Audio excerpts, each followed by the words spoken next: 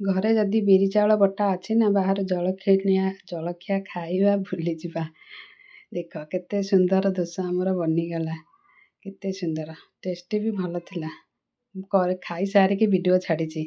ଏପଟେ ମୁଁ ବନେଇଲି ଧନିଆ ପତ୍ର, ପୁଦିନା ପତ୍ର, କଞ୍ଚା ଲଙ୍କା, ଅଦାକୁ ଏମିତି ଟିକେ ନେଲି ଗ୍ରାଇଣ୍ଡିଙ୍ଗ କରିକି। ଏପଟେ ତେଲ ଦେଇ କୋବିଟାକୁ ଟିକେ ଲୁଣ ହଳଦୀ ପକେଇକି ଛାଣିଦେଲି।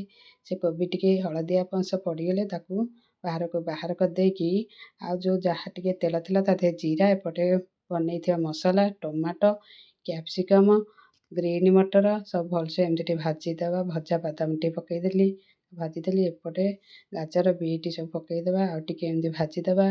ଭାଜି ଦେଇକି ତା ଦେହରେ ପକେଇଦେବା ଆମର ଲୁଣ ହଳଦୀ, ଆମର ଗୁଣ୍ଡ ମସଲା, ଜିରା, ଧନିଆ, ସବ୍ଜି ମସଲା, ଗରମ ମସଲା, ନାଲି ହେବା ପାଇଁ ଲଙ୍କାଗୁଣ୍ଡ। କାରଣ ଆମର ସବୁ ଅରୁଆରେ ହେଉଛି ସବ୍ଜି ମସଲା, ଗରମ ମସଲା ପଡ଼ିବ, ଅଲଗା କିଛି ମସଲା ପକେଇ ପାରିବାନି।